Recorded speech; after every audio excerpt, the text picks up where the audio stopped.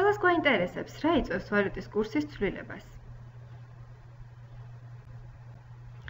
ეს პრეზენტაცია დაგვეხმარება გავიგოთ, თუ რა განსაზღვრავს სინამდვილეში ვალუტის კურსს და რა იწვევს ვალუტის გამყარებას ან გაუფასურებას.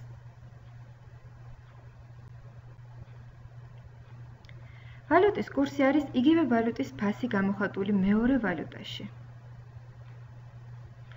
როგორც უკვე ვიცით, ფასი საბაზრო ეკონომიკის პირობებში მოთხოვნისა და მიწოდების თანაფარდობით ყალიბდება.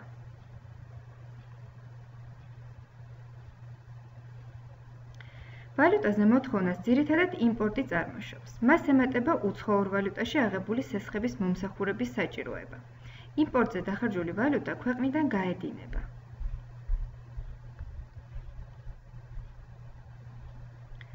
მეორეს მხრივ, ვალუტის მიწოდების წყარო რამოდენიმეა. პირველ რიგში ექსპორტი, მათ შორის ტურიზმი, რომელიც მომსახურების ექსპორტად განიხილება. ასევე ფულადი გზავნილები, რომელსაც ჩვენი თანამემამულეები თავიანთ ოჯახებსა და ნათესავებს უგზავნიან უცხოეთიდან. და ბოლოს, უცხოური ინვესტიციები.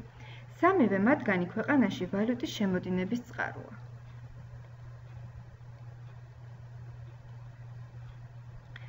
ასე მაგალითად, თუ უცხოურ ვალუტაზე მოთხოვნა აღემატება მიწოდებას, მაშინ ეს ვალუტა ძვირდება, ანუ ადგილობრივი ვალუტა უფასურდება.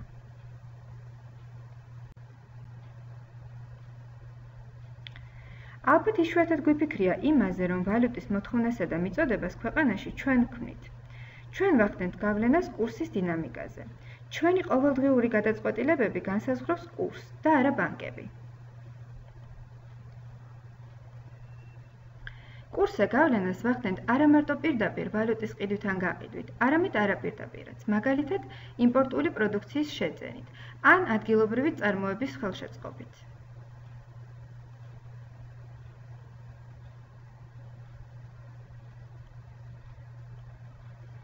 როგორც უკვე ვთქვით, ჩვენ თითქმის ყოველდღიურად ყიდით ან ყიდულობთ ვალუტას, ანუ გამოვდივართ ბაზრის მონაწილეებად, ვქმნით ვალუტის მოთხოვნას ან მიწოდებას.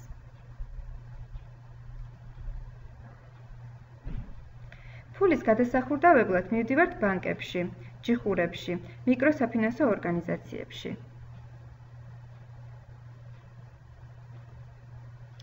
ზოგს გასაყიდი გვაქვს დოლარი, ზოგსაც საყიდელი. რა როლი აქვთ ბანკებს? ბანკები არიან ფინანსური შუამავლები, რომლებიც ხელს უწყობენ ვალუტით ვაჭრობის პროცესს და განაპირობებენ ბაზრის სტაბილიზაციას და არა დესტაბილიზაციას, როგორც ბევრ სამწუხაროდ გონია.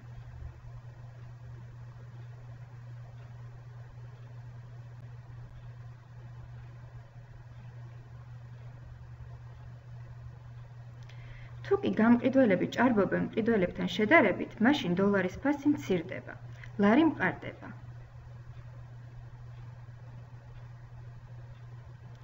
თუ მყიდველები ჭარბობენ, მაშინ პირიქით, დოლარი ძვირდება და ლარი უფასურდება.